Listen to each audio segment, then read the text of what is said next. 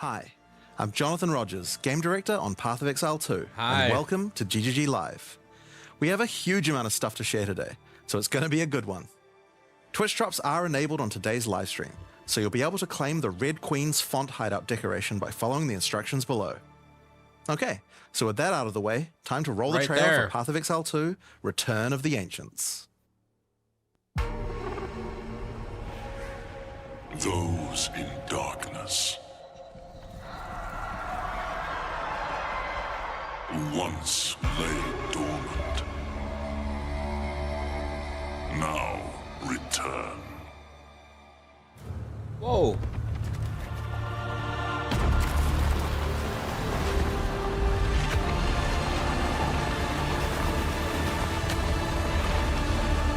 We who came before rise again. Whoa. Behold, the first edict.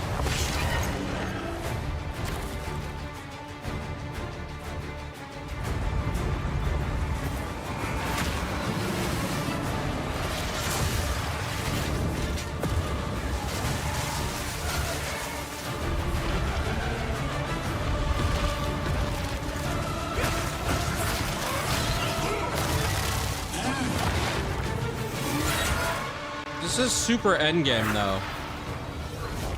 This is like the end.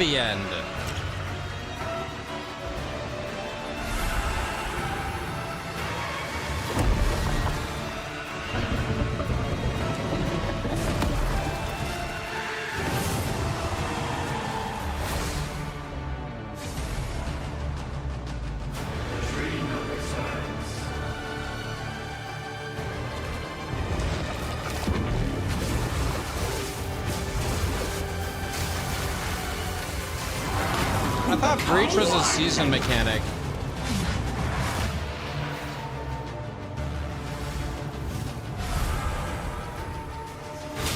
You are completely alone.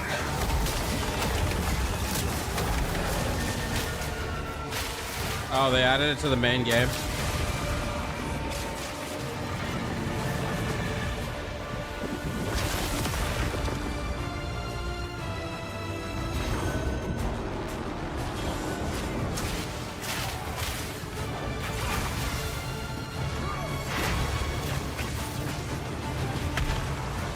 I remain loyal to the king.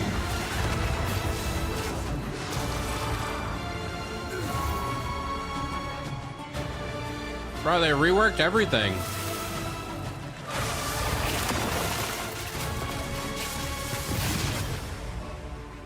Hunt like it's your last. Continue the search. See what you can find.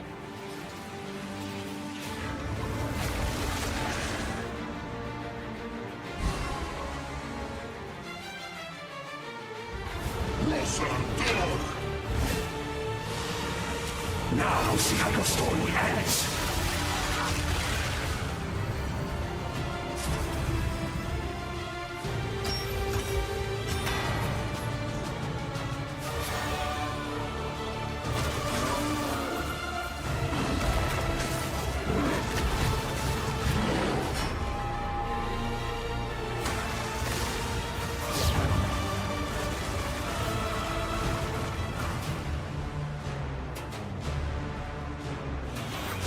Seems like a hefty ass patch.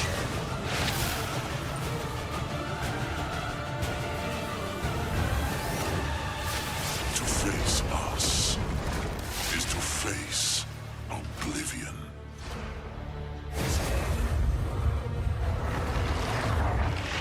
So this is a new season then, right?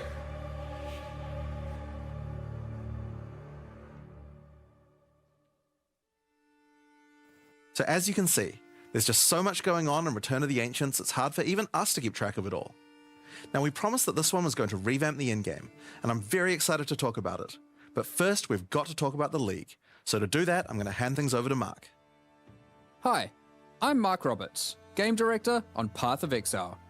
Now, for those of you who are new to Path of Exile, each time we release an update, we also release a new league. Not only do we have a new economy, but we also introduce new content through the campaign which gives you a fresh play experience right from the start of the game, as well as new mechanics, storylines, and in-game bosses. In the Runes of Aldur League, you will encounter a man being attacked by the undead in Clearfell. After saving him, he introduces himself as Pharaoh, a young blacksmith, trying to bring back the ancient art of Ezomite runesmithing. He has been collating his discoveries in a tome and is keen to show you how runesmithing works. By inscribing symbols on these ancient Ezomite remnants, you can create all manner of old magics. Unfortunately, on doing so, the corpses of the nearby undead are revived and infused with some of the latent power, making for a difficult fight.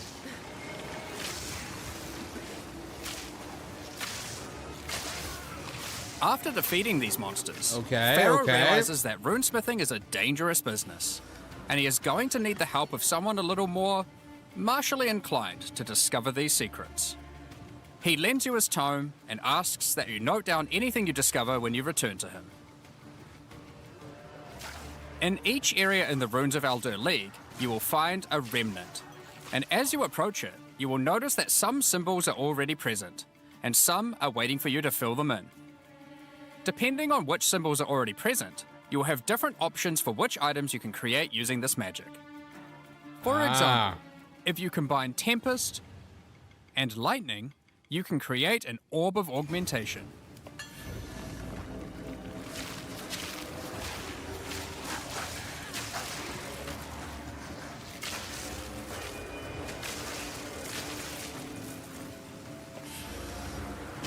Oh, so you just get a... But be careful. The Crafting symbols used to material? craft the items also empower the monsters around the remnant, who will be revived as undead to fight again with different properties depending on what runes you used. So, if you use a fire rune in your recipe, the monsters will be empowered with fire. Or if you use a moon rune, lunar beams will rain down as you fight the monsters. Okay.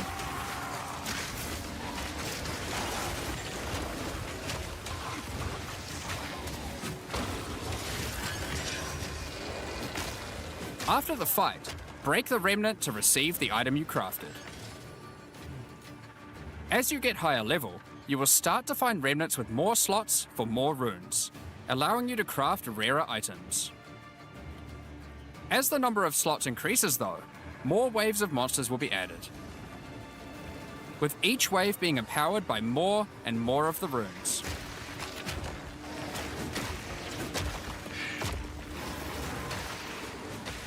And this can get pretty dicey, because some of the runes can have powerful effects.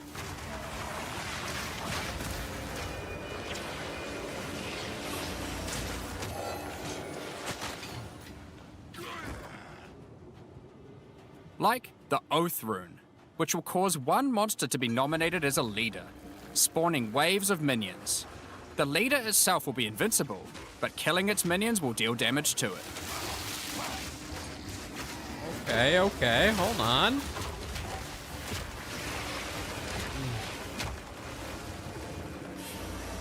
So you just keep inserting stuff into the rune and then you get some loot after you kill the mobs. Some recipes can get pretty large, requiring 6, 7, or even 8 runes. But don't worry, you won't have to remember them. Pharaoh's Runecrafting book will record all the options, allowing you to simply pick which one you want to craft, given the existing runes that are already on the remnant. To expand your knowledge and to allow you to craft more items, Pharaoh has asked that you keep an eye out for signs of runic magic around Rayclast. He wants to document anything you find in order to rediscover the secrets of Ezomite runesmiths of old. The first of these can be found in Ogham, and reveals to you an ancient secret, buried deep underground. The runic magic which the Ezomite believe to be their own is actually of Kalguuran origin. They added that a while ago, right? Thousands of years ago, the Kalguurans came to Rayclast to find sources of Verisium, a metal on which engraved runes allow control over reality. Oh, the Ascendancy Pharaoh is is new. determined to learn these ancient ways and gain mastery over them. If you can bring him more Verisium, he'll be able to use it to smith power into any armor, granting you Runic Ward, the power harnessed by the Kalguurans since ancient times. Okay. Runic Ward is a new resource that protects you from death. Should you run out of life, your Runic Ward will kick in, sustaining your body until your life can return. It effectively acts as an extra life pool. That's Of nice. course, should you take enough damage to run out of that, you will still die. Every single piece of armor in the game can be upgraded this way. Even uniques. Whoa. Some are just a strict upgrade, giving Runic Ward with no downside. Others are more extreme, sacrificing defenses to get a much larger amount of Runic Ward. Ah. There are even some that add new modifiers to uniques entirely, making them much more viable for higher level play. But the Kalguurans use Runic Ward for more than just a defense. It can also be used to power many other magics. Instead of using gems created from corruption, the Kalguurans used runes of power and fueled them with Runic Ward. Many of the options available from remnant crafting are new types of Kalguuran skills that exclusively spend Runic Ward to wreak havoc. An example is Triskelion Cascade. Using it will cause your next spell to be triggered multiple times in a Triskelion pattern. You can use it with skills like Ice Nova that you cast from yourself,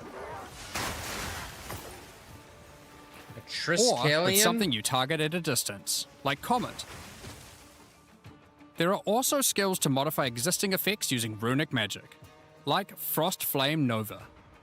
Using this skill on a pack of burning Thank you, enemies Julius. will transform the Ignite into Frostfire, both burning them and building up freeze at the same time.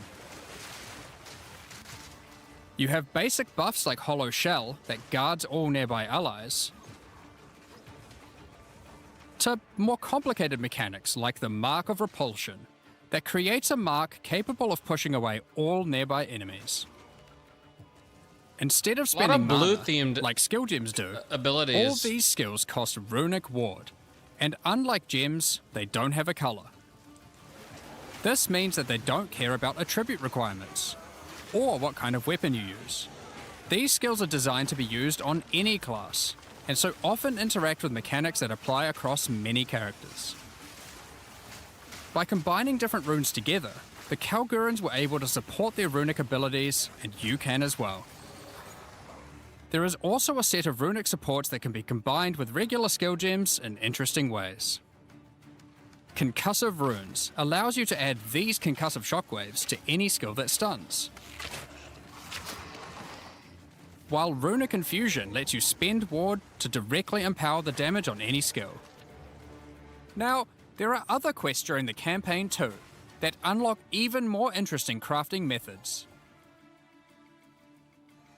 Buried deep in the jungle in Act 3, you can find the Mystic Refuge, containing even more secrets for Pharaoh to learn from.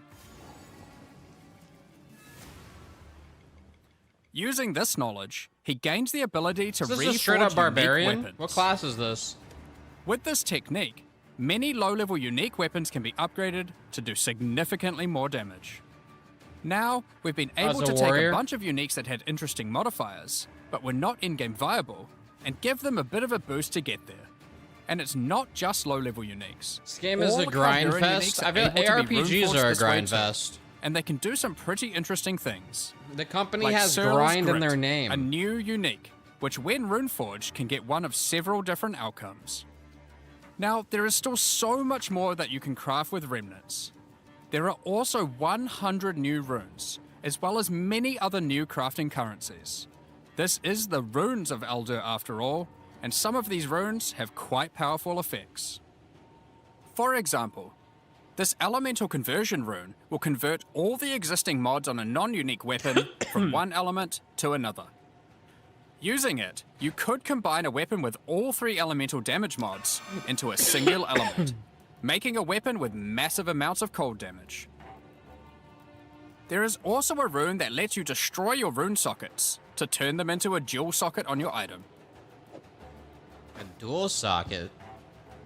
And there are even crafting meta runes that can unlock new types of mods when used with regular crafting. For example, this Rune of Chronomancy will unlock a set of time-related mods to be crafted on your boots. Whoa. Once placed inside, use regular crafting orbs to attempt to get new mods like cooldown speed or increased skill effectuation. You can also create a new type of currency called alloys. Using regular metals alloyed with verisium, new modifiers not normally available can be directly crafted onto your items. Using imbued alloy could improve your ailment damage, for example. There are honestly so many options here that unlock all sorts of crazy crafting projects. So I think people will be experimenting with these for a long time. Once you get to King's March in Act 4, Pharaoh finally meets Danig, a real Kalguuran runesmith. And riddled with excitement, he wants to learn how to merge modern Kalguuran techniques with the ancient knowledge that he has found. From here on, Pharaoh joins in the Kalguuran expeditions that Danig has been leading. With the ancient knowledge that Pharaoh brings to the table, the Kalguuran expeditions that Danig has been going on will change significantly. For those of you who haven't played it, the Expedition League mechanic involves carefully placing explosives, uncovering the buried dead, and recovering verisium from them. By choosing where to place the explosives, you can choose which kind of challenges you would like to face, or rewards you would like to claim. But unlike before, expeditions now contain the remnants from Runes of Aldur, allowing you to do some specific crafts along the way Wasn't using this the in new PoE League 1? crafting mechanic. They brought those back? One very important difference from the simple remnant encounters, though, is that the empowerments that the remnants grant apply to every monster down the explosive line for the rest of the encounter, stacking together. This can lead to some pretty extreme situations. If you stack too many remnants, you might be in for a fight beyond your abilities, but the rewards can be very worth it. Each mod on the monster is improving the items that they can drop. Once you get to the endgame, you will find that the Atlas has changed substantially. To the south, you will now find the coastline of Rayclast, with the ocean beyond. King's March has not fared well after the Cataclysm, and lays in ruins. Rog's shop has There's been no destroyed, new class. but he is much more concerned about his It's wife, mainly a new season. Gwennon. He would like to launch an expedition deep into the ocean to find her. And this begins a new major mechanic for expedition, exploring the ocean. Previously, a logbook was a single encounter. Now, using a logbook, you can send ships to explore an area of the ocean to the southeast, uncovering a range of islands to begin your search for Gwennon. You can hop from island to island, doing many new encounters. There are islands with expeditions, grand expeditions,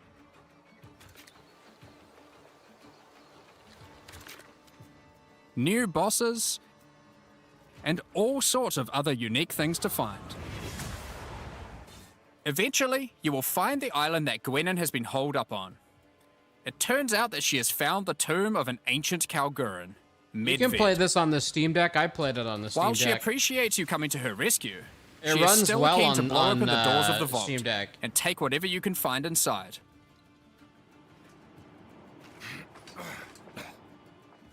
It's just a shame that Medved isn't as dead as you previously assumed.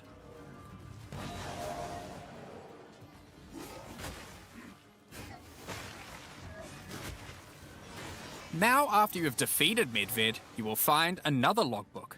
And this time you can use it to choose which direction you want to explore.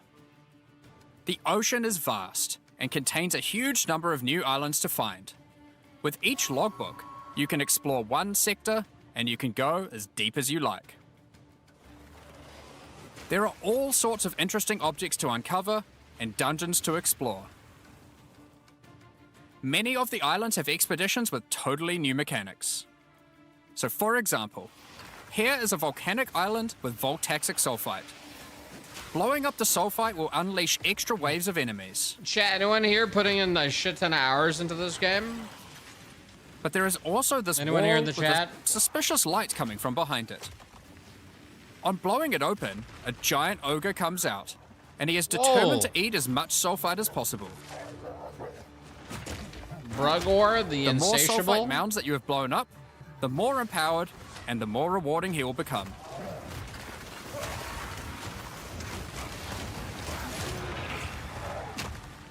These islands contain all sorts of little secrets that you can find and blow up.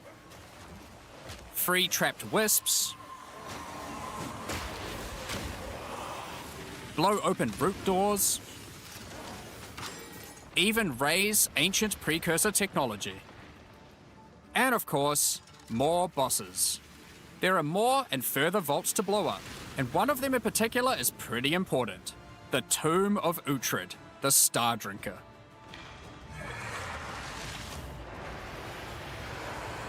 He drinks stars.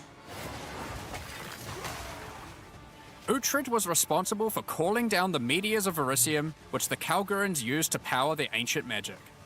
And upon defeating him, he calls down a truly gigantic one into the ocean nearby. On visiting it, you find that it is shrouded by a strange energy emanating from the Verisium core of the meteor within. There is something growing in there, and it can't be anything good. In order to gain entry, Danik suggests that the Triskelion Flame, an ancient Kalguuran artifact that can absorb and cancel the effects of Verisium magic, could be used to enter. But to find it, you will need to locate the Tomb of Olroth, leader of the Knights of the Sun. Defeat him and gain access to whatever eldritch nightmare is growing inside. Now, we're not going to spoil the boss, but one thing you should know is that the Verisium that makes up the core of the meteor is of a quality that has not been available for millennia. Yeah, there's like a lot of blue Bringing this to theme. Pharaoh and Danik should allow them to forge some objects of power, the creation of which has been lost to time. It looks nice though. So that's the League, and there is a lot going on. To sum all that up, there is a new encounter with over 30 new monster types and over 30 new rune modifiers to enhance them. You can create more than 100 new runes to craft your gear, as well as dozens of other new currency items. It's And the there Boat are League new theme quests color? added to Oh. the campaign to unlock even more new crafting options. Rune forging armors, upgrading uniques, dozens of new Kalguuran skills and supports, tons of new islands to discover by exploring the ocean, 5 new bosses, including a new Pinnacle boss, and a bunch of new uniques to top it off. But there is still a ton more to come. It's time to talk about the massive changes to the endgame. But for that, I'll hand it back to Jonathan. Now, as Mark hinted at before, the endgame atlas is very different now, and the ocean to the south is the least of the changes.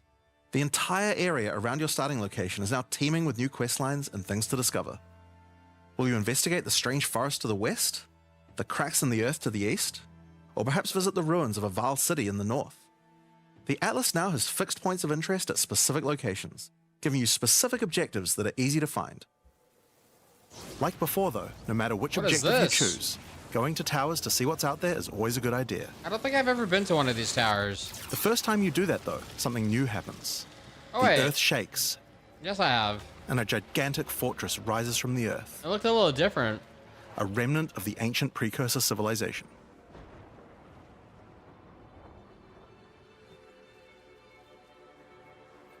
The cataclysm of the beast has caused an ancient protocol to be invoked. Should corruption ever take hold to this degree, the world must be scoured and purged of corruption. I did You will need to make your Endgame way when the into game the first fortress came and out. activate the gates. Gain the keys to reach these ancient precursor weapons and disarm them. But this will be no easy task. The fortress has many areas to explore and many new things to find.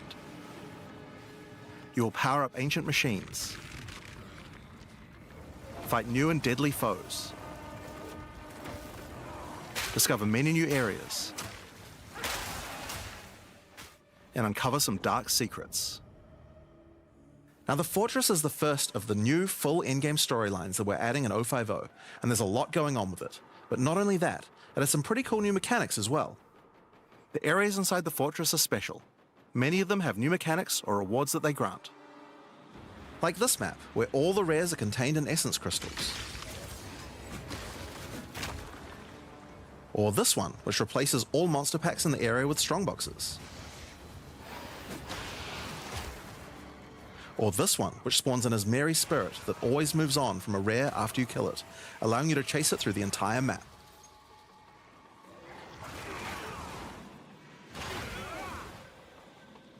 God damn, there's so much. Now, just like the normal areas of the Atlas, you'll need to fight the map boss of each area to complete the map. But unlike a normal map, the ones in the Fortress each contain precursor nodes after the boss, and activating these nodes will give you points for the new and improved Atlas passive tree.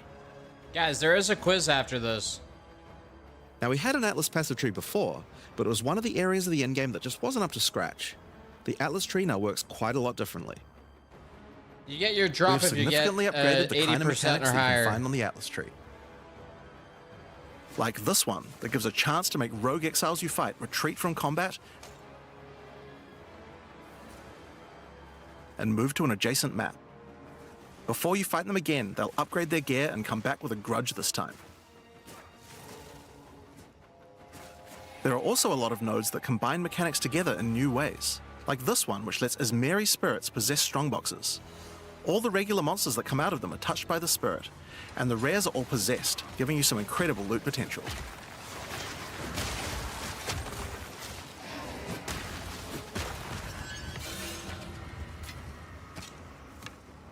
You get points from every single area you complete in the Fortress, and unlike before, that means you can allocate the entire Atlas tree. Yes, this whole tree can be yours. This change is pretty important, since it allows us to be able to create many types of bonuses that we wouldn't have been able to create before. Like this one, which gives a chance for cities to be invaded by another faction. Another and can tree? even allow it to contain 2 faction leaders, allowing you to get 2 crisis fragments. If we'd done this kind of thing in the old tree, we would have wanted to spec into it before running a city map, then unspec out of it before running anything else. With full allocation, we can have cool bonuses like these. Now obviously we still want to make sure that you have choices that define your in-game Atlas build. So many nodes in the Atlas tree are now multi-choice. Everyone will get the node, but which bonus you choose to use is up to you. Do you want your powerful boss maps to contain more essences, summoning circles, or rogue exiles? But there's also nodes that contain more unusual things. So for example, on this node you can choose. Do you want to give a chance for shrines to instead be given to the map boss in the area, making them more challenging but dropping special loot? Or would you rather give a chance to be given a shrine buff before entering boss arenas, making for an easier fight?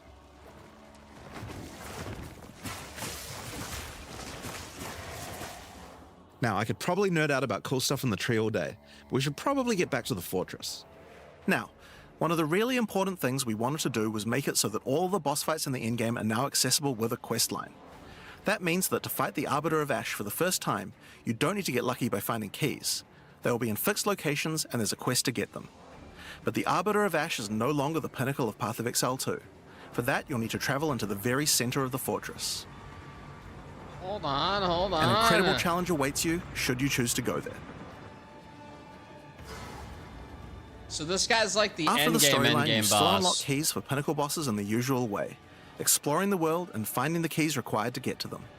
But we have added a lot more interesting things to find out there as well. There are now all sorts of mechanics that can spawn on maps in the wilderness. No, he's not. For example, some maps might spawn as a rogue exile hunting ground, containing multiple rogue exiles who are there to hunt rare beasts.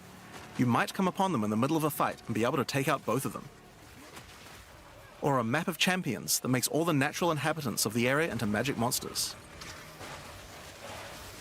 Or this one that causes all shrines in the area to release Asmeri spirits when used. Once you have explored and found your keys, you can return to fight the Pinnacle in the Fortress again. But this version of him will be harder, and not only that, he will have new unique rewards as well. Each time you fight him, you get the ability to activate one section of the fortress, and any maps that you didn't finish there will be automatically completed, giving you all the Atlas points. So if you're the type of player who doesn't want to explore the fortress, and instead just race out into the infinite Atlas, you still have a way to get all those points. So that's the Origins of Divinity storyline. It's a huge amount of new content with a ton of new areas, 5 new bosses, including a Pinnacle, with a bunch of new unique items. But not only that, it also completely revamps the Atlas tree, and includes a ton of new map mechanics that you can find both inside and outside the fortress. But this is just one of the new storylines. So let's talk about the next one now, Masters of the Atlas. Now earlier we talked about how the multi-choice nodes in the tree allow you to still have an in-game Atlas build, but we didn't think that was quite enough. You have an Ascendancy class for your passive tree, why not an Ascendancy class for your Atlas tree? Well, that's where the Masters of the Atlas come in. Throughout Rayclast are many opportunities for those with the skills to find you them. can Atlas hire? Masters are willing to train you in these skills if you're able to help them in return. One such master is Jado, a member of the Order of the Jinn, an organization that secures powerful artifacts to prevent them from falling into the wrong hands. Jado will send you on missions to investigate strange occurrences on the Atlas and recover the artifacts causing them. And for each one you recover, he will gain more trust in you and teach you more ways of the Order of the Jinn.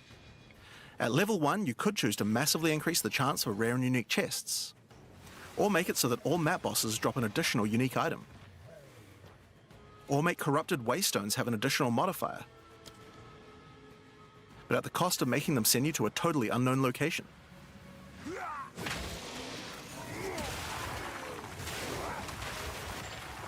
Each mission you complete for Jado will unlock another row of abilities and give you another point to allocate, letting you choose how you want to specialize.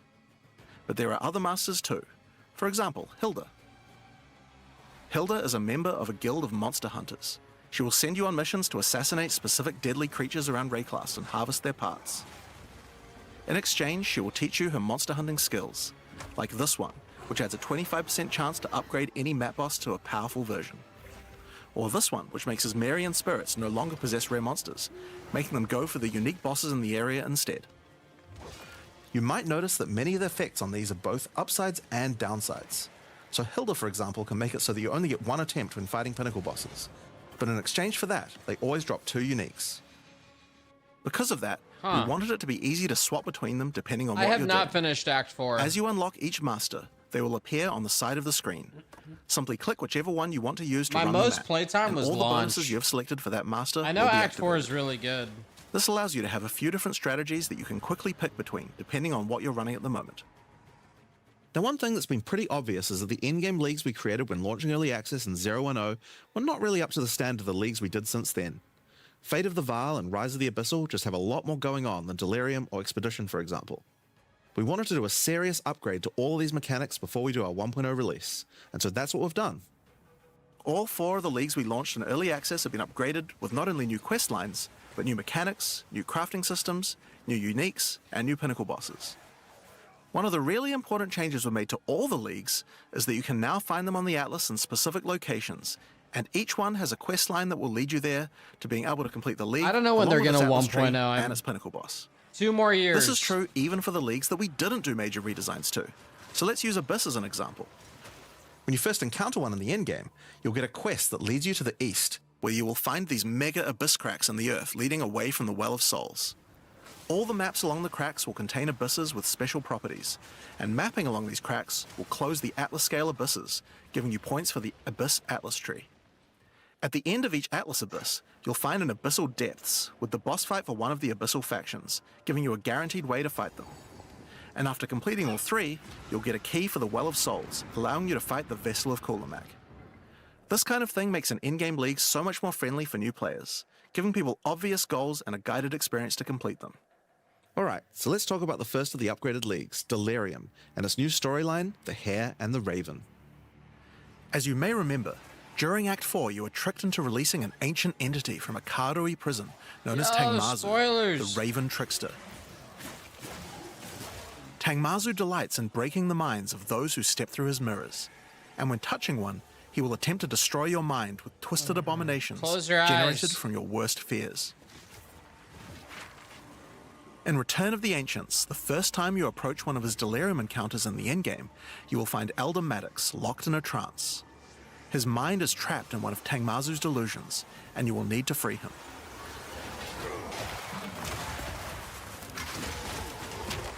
Once free, Elder Maddox demands that as you caused this problem, you should put it right. He asks you to travel west to the Withered Willow, the location he believes that Tangmazu first gained his powers. But be careful. As you travel there, the Raven Trickster will attempt to break your mind. Each map around the Withered Willow features Delirium encounters. Now this is more than a simple quest upgrade. You want me to The mechanic summarize of all this Delirium has later? been overhauled and expanded. At the bottom of the screen, there is now a bar Oh, that the indicates how glass deep into mobs look Delirium you are. satisfying to kill. You can see which direction leads deeper by looking at the fog, and the deeper you go, the more challenges you will face. By looking at the bar, you can see how long you have until the Delirium ends. And you can also see special encounters that you will face if you're able to go deep enough into the fog. At the end of the bar is always the boss of the map, but we now have a variety of other encounters that you might find as you explore the horrors of your own mind. For example, you might encounter a purple mirror shard that when shattered will cause all the enemies to become more nightmarish. After hitting this, you'll notice the Delirium demons are enhanced, significantly more powerful, larger, and scarier in general, along with more rewards. Or should you encounter a red mirror shard, you'll be sent into the depths of your mind.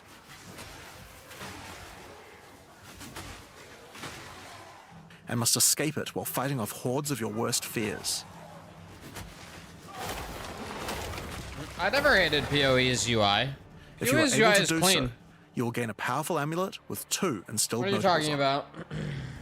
I Once never you reach minded the it. Withered Willow, Elder Maddox discovers that a shard of the mirror is missing. You will need to track down Tangmazu and restore it if you have a hope of discovering I how to think. defeat him. And that means entering the Raven something you Trickster's get mirrors used in to. an attempt to locate him. Each area around the Withered Willow contains I Delirium think I did encounters, hope that so that's PoE a good 2 place had to a start. bit of a different UI. As you do Deliriums, some of the special encounters will drop liquid emotions. Normally these emotions can be used to install amulets to add notable But it's passive buffs to them. fine. But in Return of the Ancients, emotions have a new function as well. Each one now has It's the just like ability the to add first crafted games. mods to jewels, allowing you to add specific mods to an item slot that can be quite difficult to roll.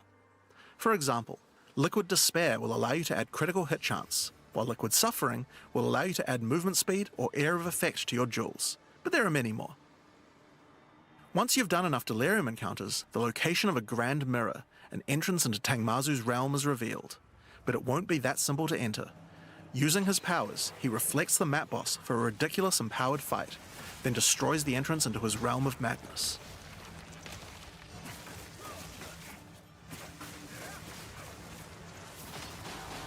In order to find him now, you'll need to let the insanity fully into your mind. A strange fruit is left behind which you can consume to fully embrace the madness in an attempt to reach the Raven Trickster's realm. Consuming the fruit will cover an entire area of the Atlas in fog, and every map you do in the fog will get progressively harder and harder as you explore the deeper reaches of your mind. At some point you enter a new layer. A simulacrum of your memories, twisted and perverted Whoa. by the Raven Trickster. Should you be able to complete the simulacrum, Tangmazu will believe that you are worthy of a true challenge, and will let you take the remaining shard of his mirror, allowing you to enter his realm of madness back at the Withered Willow. If you dare to face him, it will be a fearsome challenge. Oh, this guy's cool. So, Tangmazu? that's the new storyline of Delirium. As you can see, it's not only a quest line, there are new mechanics, new crafting options, and new boss fights. But one question you might have is, what happens after? Well, once you've completed the story, grand mirrors will start appearing on the Atlas sometimes after completing Delirium encounters. After doing the grand mirror, you can select where on the Atlas you want to do your fruit-induced drug trip and get another key to fight Tangmazu. But this time, the fight will be quite a bit harder, and not only that, the fight will be able to drop a bunch of new uniques that were not available in the questline version. We'll show some of those later. After doing a grand mirror, the decision of where to spread the fog can be important. This is all because there endgame are some stuff. potent emotions that only come from certain map bosses affected by Delirium this way. Like all emotions, they can craft special mods onto jewels, but these potent emotions can create mods that you can't get any other way. So for example, Potent liquid melancholy is an emotion that can only come from human bosses, and allows you to add a variety of on-hit effects. Also, you might want to try instilling amulets with these emotions. They could have some interesting effects, with some powerful notables that do not normally exist on the tree. Like Storm's Rebuke, which makes armor break boost your cold and lightning damage. The Also campaigns notables in from a this game clearly are just a deranged tutorial. mind, like Calm's Blessing. Yeah. This skill allows you to ancestrally boost fire spells after using a war cry. How about using an ancestral flame blast? Now, just like before, you can Pretty also much. upgrade the league by getting points for a dedicated Delirium Atlas tree. But this now works in a much better way and has much cooler effects. This does seem The like a maps in the pure Delirium endgame area of the patch. Atlas give you Delirium passive points for completing them, so it's easy to see how to progress. Some nodes will add new types of mirror shard encounters to your Deliriums. Like this one, which will pause the Delirium for some amount of time, allowing you to more easily get to higher depths.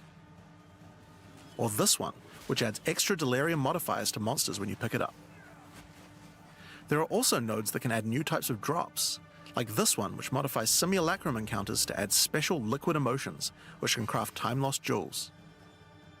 And nodes that apply to the Atlas mechanics of the League, like this one, which causes the Grand Mirror to spread Delirium fog over a larger area of the Atlas, potentially containing multiple Simulacrums. Alright, so that's the changes to Delirium. The core mechanic now includes a bunch of new things to find, new monsters to kill, and has new mechanics on the Atlas. It also has new crafting system for jewels, and over 20 new unlockable notables for amulets. Not only that, but you have a new Pinnacle Boss with a bunch of new unique items, and a massively upgraded Atlas tree just for Delirium. But there's still a lot more to come, so let's talk about Breach next. When you first do a Breach in the endgame, you will find Aelith, one of the Keepers of the Flame, an ancient order of monks dedicated to preventing the Hiveborn from entering the world. As you seem to be a keen slayer of demons, Aelith would like to recruit you to the order and asks that you travel to their monastery to the south. On the way there, you'll start to encounter more breaches, and will notice one of the first changes to the breach mechanic. You still have to kill monsters as fast as you can to keep the breach open, but now you can visibly see how much time you have left to keep it open, and how each kill extends its duration. Once you've reached the monastery, you will learn more about the Keepers. In the 25 years since the events of Keepers of the Flame in Path of Exile 1, the war with the Hiveborn has not gone well, and they have managed to establish a foothold in the world nearby. A gigantic area has fallen to the Scourge, and the Keepers are unable to get inside. Dude, there's so much. Inside the monastery is the Genesis Tree, a powerful asset to the war effort, stolen from the enemy and gifted to the Keepers by the Dreamer himself. Using the tree, Aelith could create a breach stone and penetrate the Hiveborn foothold, but without Hiveblood, the tree has withered. To get Hiveblood, you will need to take advantage of another new mechanic of breach. If you can keep the otherworldly portal open for long enough, the breach will stabilize and will enter a new phase.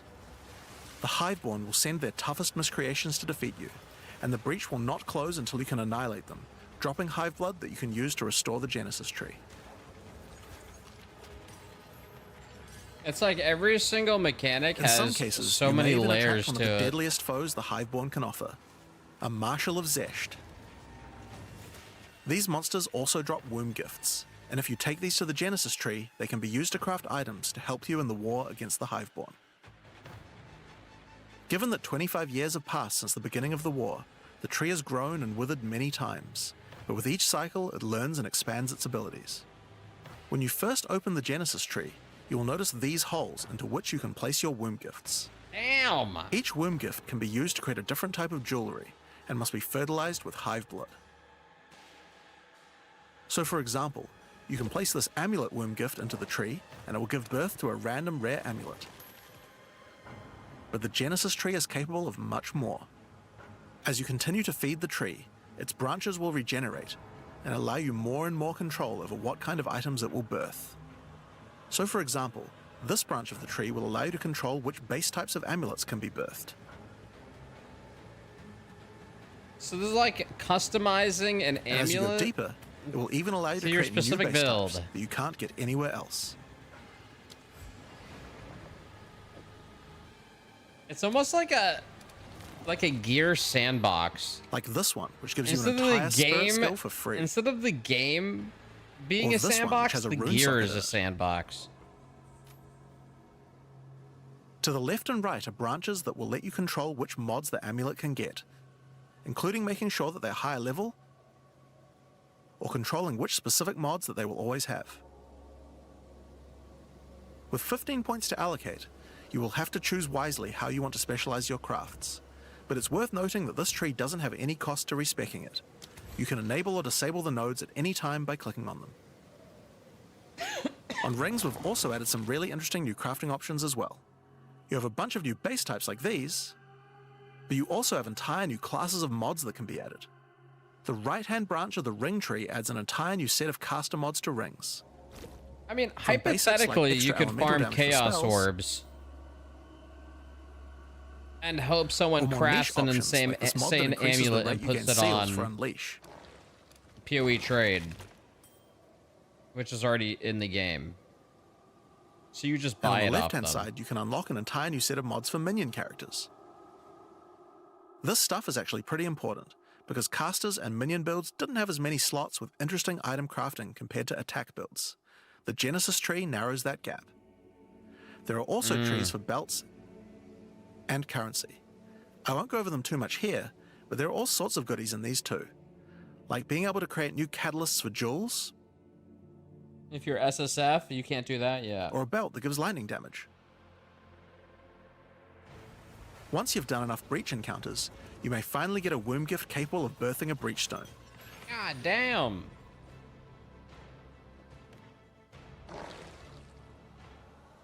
And you can then use it on the Hiveborn incursion. And you get high blood?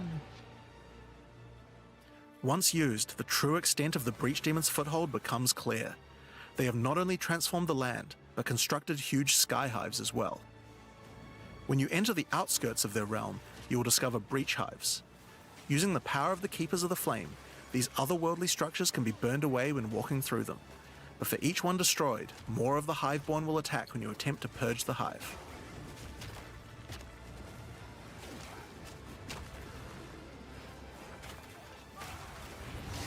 These encounters are particularly rewarding for womb gifts, so you'll want to do as many of these as you can. But your real goal are the sky hives deeper into the domain. These twisted creations are securing the demon's entry into our world. Inside the very center are the Breach Lords Tool and Ash, and you'll need to defeat them if you want to get rid of the foothold once and for all. Now, once you've completed the questline version, there is still more to do. You will find other breach domains on the Atlas randomly in your travels. For each one, you will need to find a breach stone, destroy the sky hives, and defeat the Breach Lords. And doing these encounters is what will give you access to fight Zesht, the existing Breach Pinnacle boss, which you can access by communing with the Dreamer himself inside the monastery. While completing the questline for Breach, you will also be gaining points for the Breach Atlas tree, and there are a lot of cool new options here. This node will cause Breach hives to spawn outside of the Hiveborn domains on the Atlas. And this one will give Aelith additional abilities that you can use while attacking a hive. Like this one, which causes all Hiveborn in the next wave to be magic, drastically increasing their difficulty in exchange for way more items. Yeah, is this There are like also the nodes that biggest allow you to patch for control your PoE rewards, ever? like this one, which adds a set of new lineage PoE supports 2? to the Marshal of Zesht. Or this one, which lets you control which womb gifts you will get. There's also some nodes that affect the Genesis tree, like this one, which will cause Zesht to drop his head, which when returned to the Genesis seems tree, fucking will grow a huge. grasping orchid on the side of it. Sure, it's not You'll a new have to experiment to find class, out what this but thing is good for. whatever. Putting rings on its fingers seems to make it happy. So that's a rundown of what you can expect from the new Breach questline. There's a new stabilization mechanic for breaches, hive encounters, and Hiveborn incursions on the Atlas. But you also have a huge new crafting system and new bosses as well. Alright, so let's talk about the Rite of the Nameless storyline next. When you first complete a ritual in the endgame, Aoife, a lost spirit, will appear. She appears to need your help, but isn't able to communicate more than a few words, beckoning you to come to the Wildwood. Like the other leagues, Ritual now has a place on the Atlas to call home. The Wildwood could be found to the west. When you first arrive there, Aoife's spirit will guide you in, where you will discover that inside the Wildwood, spirits can take physical form. Aoife has been bound to this place by the King in the Mists, and requests that you free her, but in order to do so, you will need her body, currently in possession of the King. To reclaim it, you will need to gain an audience with him. Inside the Wildwood, there are many ritual encounters to complete. Like before, in each area, triggering rituals will resurrect the nearby bound monsters to attack you, and killing the monsters will give you tribute. In addition, each ritual you do in the area will add the monsters from the previous ritual, making the encounters much more challenging the more rituals you complete. Once you've completed them, spend your tribute to get items. Now, an important change to the rewards of Ritual is that all the items in the reward window are now uniques or omens, making this league's rewards much more valuable than before. In order to gain an audience with the Nameless King, you need to sacrifice tribute to him. Any remaining tribute you don't spend can be sacrificed this way to fill up this bar. Once you have enough tribute for an audience, return to the Wildwood to divine his location with the Nameless Shrine. His location will be revealed deeper in the Wildwood, and you will need to make your way to him, kill him. These are all just different things you can do in the Atlas. Like it's like their get own Aoife's body. storylines with mechanics that Using you can her farm. body, you can attempt to release her spirit, but this is when you learn about the true threat of the League. The Wildwood is built on top of an ancient prison. The King in the Mists didn't gain his power out of nowhere. He was granted it by an ancient being of darkness known as the Bodark, and the Nameless King's use of this power has been causing the prison to weaken. In order to prevent the Bodark from entering the world, a champion will need to enter its prison and beat him back, but those with a name are unable to survive there. Yeah, like you don't have to do all of them, but you can choose a your name path. to another with a new mechanic in the Ritual League, the Rite of the Nameless. The rite will begin in a nearby forest. At first, it appears to be a regular ritual encounter, but that will soon change. The final ritual of the area will include the map boss. And defeating him will give you a piece of the effigy onto which you will transfer your name.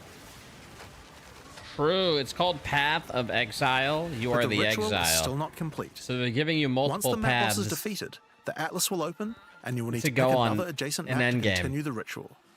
During the rite, each adjacent map will have different rewards to tempt you. So for example, if you go in this direction, you gain significantly more tribute. But if you go in this direction, the uniques in the reward window will turn into currency Yeah, they went from instead. Path of Exile to Paths. You can also sometimes of get offered Exile. specific items that will be added as rewards. So in this case, you'll have to choose if you want to get 5 Chaos Orbs or a Mage Blood. A difficult decision, I'm sure. Now, as this is one continuous ritual, the encounters in the next map won't start from scratch. They contain all the monsters that were gathered from the rituals of the previous map as well, making them harder and harder. And that includes the map boss too. You will need to defeat both map bosses in the final encounter for your next effigy piece. And it still doesn't end there. Pick another map, another reward, and add another map boss to continue until the ritual of the Nameless is complete. It will take 5 maps in all, and will be an incredible challenge.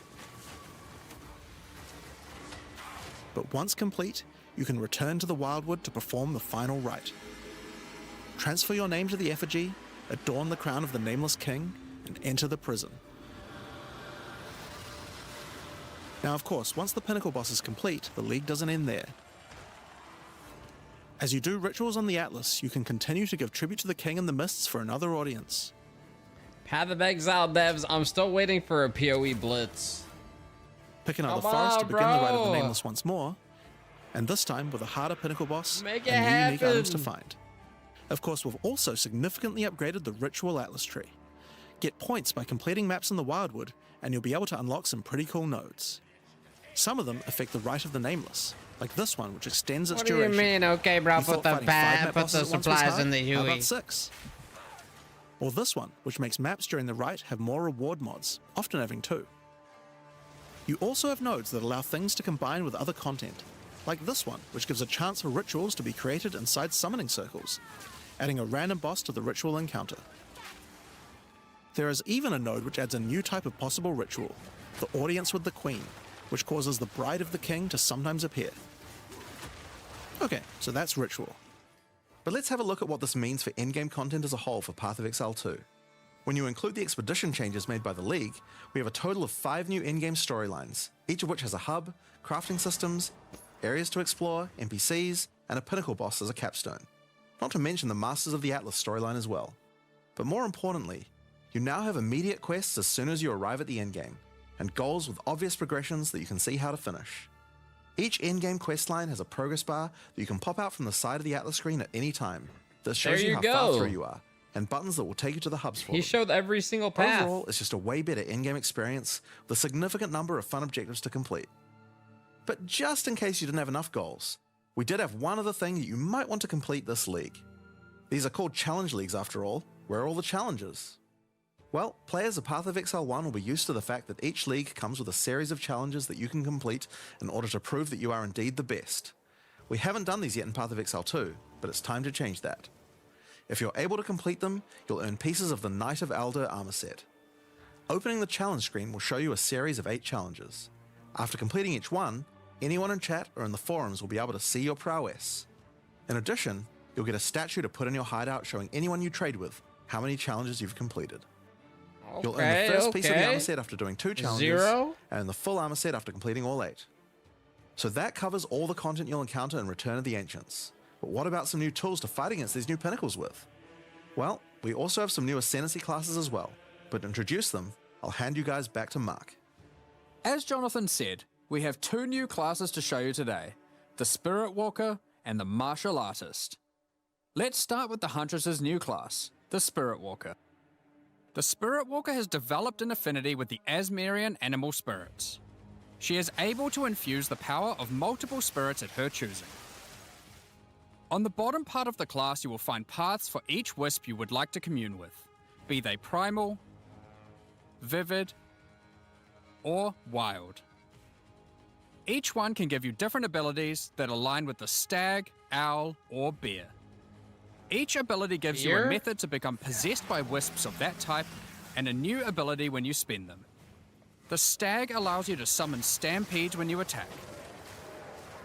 The owl grants boons in the form of their feathers, which adds extra projectiles and enhances the projectile speed of your next skill. And the bear simply summons a giant bear companion to your side.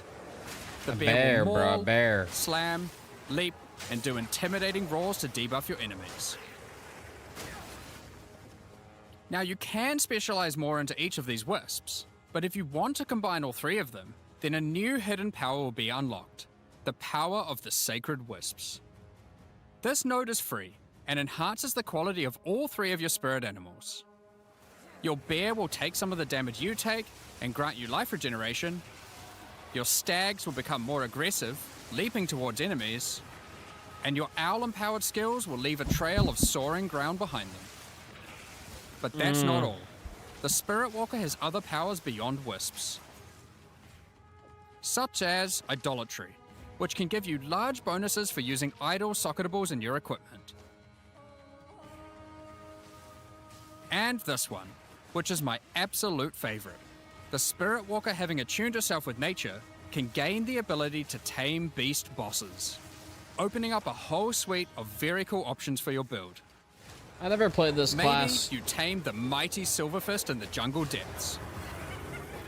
I mean, you're like a nature summoner, right? Or maybe a 3-headed chimeral Or a beast in the druid. chimeral wetlands. Or then there's a giant frozen owl beast, Rakar, the frozen talon. There's so many choices.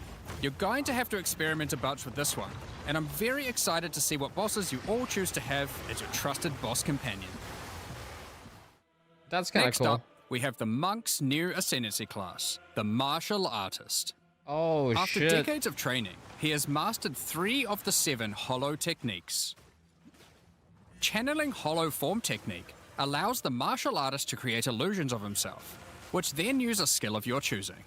Perfect for turning skills with less area of effect That's kinda cool. into ones that can obliterate packs with ease. You get to choose the skill. Should you find yourself overly vulnerable while channeling, you might want to take Way of the Mountain, which causes you to be covered in stone when you immobilize enemies, mitigating That's large kinda amounts sick. of damage. This can even enhance your attacks too. By hardening your weapon in stone, you can deal even more damage. After taking Hollow Focus technique, you can manifest your spiritual energy into objects. In this case, bells, which will appear around the martial artist and can be shattered by any of his attacks, even ones from the Hollow Form technique earlier. That's like the... Oh. Hollow Resonance technique furthers that by adding a manifested bell to your back, which rings each time you deal a critical strike, damaging all enemies around you. Through all That's the martial better. artist's thorough training, he has mastered the flow of internal spiritual energy too, and has engraved runic tattoos around his meridians. By doing this, he can gain the benefit of extra runes. Just open your inventory and add the runes. There is one that counts as a helmet, 2 as a body armor, 1 as gloves, and 1 as boots. Finally, your hands, the ultimate expression of a master of the martial arts. Taking Way of the Stone Fist will cause your gloves to become a new base type when equipped. Each modifier on the original pair of gloves has an equivalent, more powerful, and more impactful modifier. You gotta go Way of the Stone Fist. For example, these gloves add some physical damage, cold damage, lightning damage, some resistances, and life gain on hit. Now, when I equip these, they become literal fists of stone, and not only grant me a bunch more evasion and energy shield, they now also grant a lot more damage, some maximum resistances, I would play and a significantly this higher build. amount of life gained on hitting enemies. With all the different rune combinations you could do, and the different modifiers on gloves, there's a ton of different build options, and we're looking forward to seeing what you can come up with. Now, with so many new bosses in Return of the Ancients, of course we want to have a huge number of unique rewards. There are some pretty cool things in here, so we wanted to show you a few of them. Twisted Empyrean is a two-handed mace made from the purest of Verisium, combined with the beast's corruption. It converts all of your mace's skills fire damage to cold, and visually does so too, turning your volcanic fissures into glacial ones. Oh. This mace also comes with its own built-in skill, Starborn Onslaught. Using Glory, you can leap backwards, throwing your mace at the ground, creating Verisium fissures, before calling behind it a storm of cold metallic bolts from the stratosphere. Next, we have Eventide Petals, an amulet that not only grants runic ward, but also comes with its own reservation skill, Midnight Zenith. This skill causes your critical hits to grant Arctic petals that hover around you. Once you have acquired enough of these petals, they will be consumed, creating a floral ice crystal near an enemy. Then, destroy that crystal to do devastating cold damage to everything around it. The Raven's Flock is a staff perfect for minion characters. Not only does it grant spirit reservation efficiency and minion damage, it also allows your minions to inflict grueling madness on hit, slowing enemies and making all other slows on them more powerful, for maximum crowd control. That's not where this item shines though. It grants a skill called Spiraling Conspiracy. This skill Wait. causes a flock of ravens to circle you, That looks dealing like a damage over garlic time build. to anything near them. Killing enemies, or just by Yo, standing near garlic. unique enemies, causes the flock to grow, getting my larger God. and larger. For your PoE 1 players, you can think of this just like a Raven Righteous Fire. That's not all, however. These ravens are also minions, so they fully scale with minion damage and come with their own command skill, Mad Flight. Dude, a garlic build would, This would be command skill nice. causes your flock to create a tunnel of deathly damage between a set of illusory mirrors, obliterating anything in between.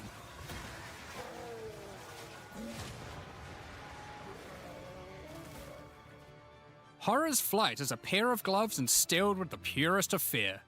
Equipping these causes your enemies to become terrified of you. These gloves cause you to gain stacks of fear incarnate when you cull enemies.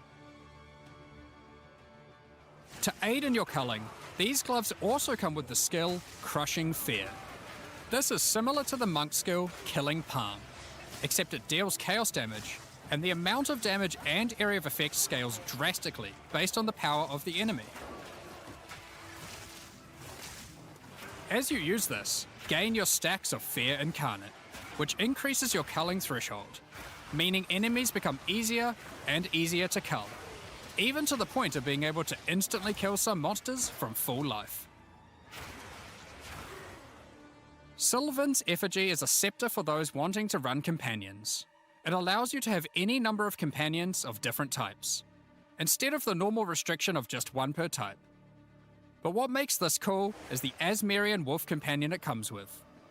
This is a persistent minion that bites foes to maim them, leaps to cause bleeding, and even howls to buff nearby allies. Additionally, it comes with the command skill Eternal Hunt, which when used it will howl, calling on the spirits to manifest spectral wolves to ambush all foes around you. Liminal Coil is a crazy wand. It allows you to apply as many curses as you please, but those curses will have no effect. What's the point then? 2 reasons. Firstly, your spells gain a bunch of extra physical and chaos damage for each curse on enemies. Secondly, is the skill it grants called Coiling Bolts. This skill is a projectile spell that fires coiling physical and chaos projectiles with every cast. What Harry makes Potter. this skill truly special though, is that it will split and chain through every cursed enemy, causing an absolute ruckus. See for yourself. Oh my. Periphery okay. is a unique bow, which utilizes all the powers of the Asmerian spirits by dealing damage of all elements. And all elements can cause all ailments. The coolest thing about this bow, however, is the Asmerian Swarm skill. These are minions that are summoned when you kill enemies. They will pursue all nearby enemies, Whoa, those look damaging crazy them looking. and inflicting a debuff on them that boosts your elemental damage even further. Watch as you mow enemies down, and the swarms of Asmerian wisps aid you, melting enemies one screen at a time.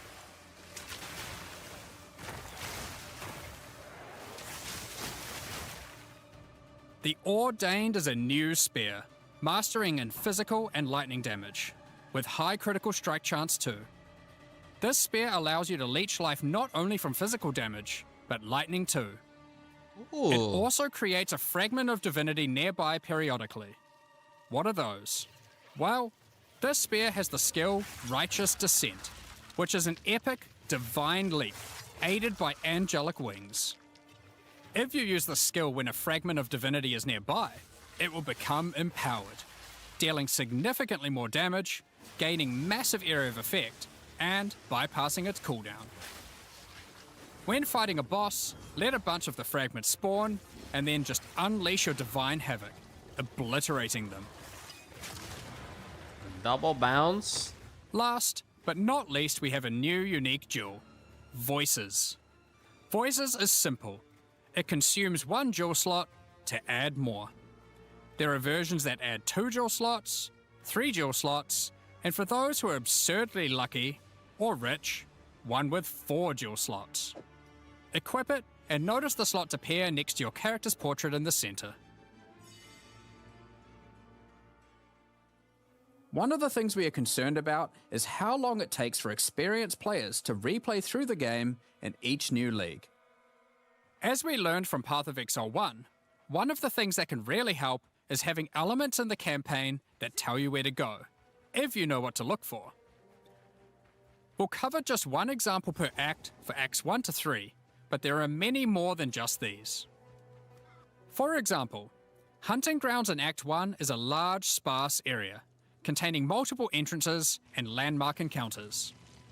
Here's an example of some of the changes we've made here. Finding the ritual encounter in this area isn't too difficult. Now after completing it, a trail of locusts will lead to the entrance to Freythorn. Just follow it and find the source of the evil. You may also find corpses of dead animals, killed and pecked at by the crowbell. You'll notice a trail of blood leading away from them. Follow the trail and it will lead directly to the boss. We even put a signpost on the road to tell you which way to go to find Ogham Village. In Act 2, in the Mastodon Badlands, you need to find the Lightless Caverns and track down the Abyssal. Now to make this quicker, in the level you'll find these cracks. Just follow them, and it will take you right to their lair, allowing you to find and unlock the Well of Souls. In Act 3, the jungle areas have camps of explorers to sell you items. However, they are now even more useful. By talking to the explorers, they will point towards the next area. Not only that, but it will also reveal it on the minimap, so you can know exactly where to go. These are just some examples. We plan to do more and more of these over time in order to streamline the experience. So you'd have to look for stuff. Now, as this is an endgame expansion, it makes sense that we would work on Atlas QOL. We've added a search box that updates live as you type. Have a specific map you want to run? Now they will be much Yeah, I see easier to that find. as nice. Sometimes you If there are have multiple trouble finding maps, stuff. hitting enter will move you from map to map. Now, making a character build in Path of Exile 2 can be pretty complex. And instead of designing a build yourself, many players enjoy following online build guides. We have a pretty awesome community that has built many tools over the years for designing builds, but we wanted to improve the experience of following them. So, we are introducing a new build guide system directly into the game client. Here's how it works. Community creators who write build guides can now create a new file format, a build file. Once downloaded, the Whoa. builds appear in the in-game client, and selecting one will show you everything you need to know to make that build. Oh, damn. Wait, So you can Path see of building all the in passives you need game? to allocate, ascendancy points you need to Oh take, my god. skill gems you need to equip, and recommendations for all the support gems you need to use as well. Wow, that's a game changer. For items, the build designer can specify which uniques to use in each slot, or if needed, just add some notes to the item slot to say what kind of item you need. Wow. In fact, build creators can add notes to just about any of these areas, allowing them to explain different trade-offs in context, or just give more info about how these things should be used. God, we're so stupid. They can we need also those give little level ranges blurbs. to each element, allowing recommendations to change over time. little guy. Great for builds that need to respec after they reach a certain level. Might need a bigger flask here. Now, all of this is Brother. written in a standardized build format that creators can use, and we imagine that a lot of community build tools will be updated to add support for this format. Now that we have trade market searching built into the in-game client, we have added the ability to price check items you can find more easily. Control-Alt-clicking an item will now search for it on the trade market, showing you the current Whoa. prices. For rare items, it's handy to exclude some mods, so we added the ability to enable and disable each Whoa. mod so you can see what effect each one has on the price. Next up, we're going to be talking about the new supporter packs for Return of the Ancients. Today, we're launching two new series Those of are supporter two packs. massive The QOL Blood Reaver changes. and Divinity packs. What the hell? Each tier contains the pack's full face value in points, alongside several exclusive microtransactions. You don't As need POB always, anymore. The microtransactions in these packs are purely cosmetic and do not affect your character's power or progression in any way. The Blood Reaver series of supporter packs contains 6 exclusive microtransactions. Wait, you do? Let blood fuel your bloodshed. The looked Exsanguinator like it weapon was in the effect game now. draws the blood of enemies you've slain and funnels it into your weapons. Turn the appearance of your endurance, frenzy, and power charges into orbiting globules of blood with the Blood Reaver charges. While your charges are active, these blood orbs will grow in size when you absorb more blood from nearby enemies. There are options to have pure blood charges, or charges that still display which kind of charge they are at their core. A taste for blood doesn't negate a taste for style. The Elite Blood Reaver armor features crimson leathers and golden accents to set yourself apart from uncivilized leeches. It also features a back attachment, fashioned out of the wing of a colossal bat. Alongside every Blood Reaver is their trusted gargoyle pet. In true gargoyle fashion, they take the form of a stone statue when you are idle, leaping into action when you're on the move again. What good is immortality if you don't have a vast mansion to come home to at the end of the day? The Eternal Blood Reaver supporter pack contains the Blood Reaver Manor Hideout. This exquisite 2-story estate features an organ, a grand dining table, and cages for your visitors. What? You can alter the walls to create as many or few rooms as you like. Last but not least, the Servant of the Manor, eternally bound to the Order of the Blood Reavers. This henchman will manage your store, so you can spend more time spilling blood. Oh my god. We won't disappoint you. But The master's servant? you've our permission to beat us most violently. The Divinity Pack series also contains 6 exclusive microtransactions. Call on Divinity to aid you in eluding enemy hits with the Divinity Dodge Roll effect. As you sprint, actual divine lightning wings will form out of your back, Wow, leaving those a look trail cool. of radiance as you engage or escape from combat. The lines are so... For they look situations sick. that are too dicey, call on the gods above to send down the Storm of Divinity portal to create a safe passage for you to retreat through. Adorn yourself with the Knight of Divinity armor set, a highly revered attire only bestowed to those deemed worthy for the divine cause. Equipping the Divine Surge character effect empowers you with a storm of divine energy. Using skills causes the storm to burst from your character, spilling raw divinity into the area around you. Damn, it's like a Zeus build. The Arbiter of Divinity wings are the final piece remaining to emphasize the force divinity has over this realm. This ancient precursor machine was found locked away in a highly guarded vault. Its original purpose is unclear, but it has been altered to fuel your maps using the pure, everlasting divinity within the statue. The pillars surrounding represent how many portals you have left for your map. This map device also tracks your progress as you complete the new Origins of Divinity storyline, added this expansion. Additionally, all microtransactions from the supporter packs will be made available for use in Path of Exile 1. On release weekend, we will also be releasing the Return of the Ancients mystery box, which will contain 2 armor sets, a set of map devices for your in-game adventures, a new tracking scroll that records the amount of currency you've gained from the currency exchange or your shop, and much more, like a set of finisher effects and affinity stashes. That's not all, however. The Fragment Stash tab is finally coming to Path of Exile 2, and with it comes some tabception. Inside this one tab, there's a tab for your various boss key fragments. There's also a tab for all your precursor tablets, with each type of tablet getting 6 tabs of storage. Finally, there's a tab for your Djinn barriers and inscribed ultimatums, both of which get their own 6 tabs. That's a lot of tabs. So that's everything in 050. This is by far the biggest update we've ever made to PoE 1 or 2. Your Damn. in-game storylines, Pinnacle Bosses, It seems that crafting way. systems, items, Ascendancy Classes, and so much more. Now, because this update contains so much in-game content, we're doing significantly more testing than usual. For that to happen, we're taking a little longer than usual between the announcement and the release.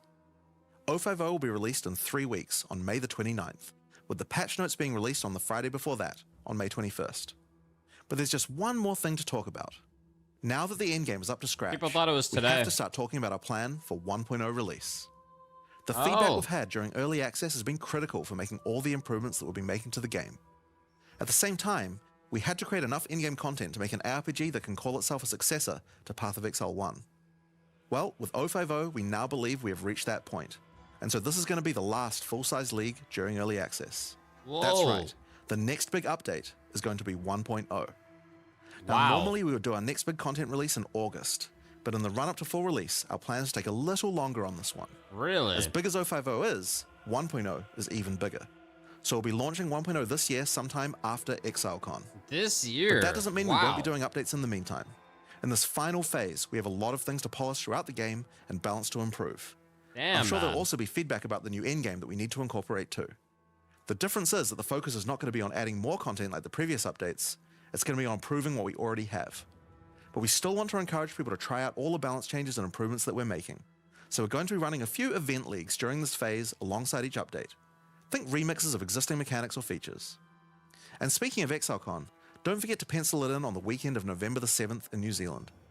ExileCon is a gathering of our players, and a chance for us to showcase everything we'll be working on for both November Path of Exile the 1 7th? and 2. And this one will be particularly December important for 1.0 us, release? since we finally get to unveil some of the coolest content that we've been working on for a while now with Act 5 and 6. Tickets for the in-person event are currently sold out, but don't worry, all the announcements and talks are going to be streamed online for all of you to watch. Preparian. Now I'm personally so excited for this. This is the year that PoE 2 comes out. The campaign is finally finished. It's been 8 years to get here, but we're finally near the finish line. And with that, it's time to move on to our live Q&A. Chat, that was PoE 2's update.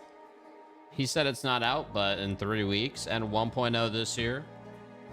Hannah down below, !PoE 2 if you guys want to learn more about that update. Also, you can keep watching if you want to watch the Q&A they're doing as well. Dude, that was... Yeah, I feel like he just read us the whole patch notes. I totally agree. That's exactly what it seemed like. That was crazy, man.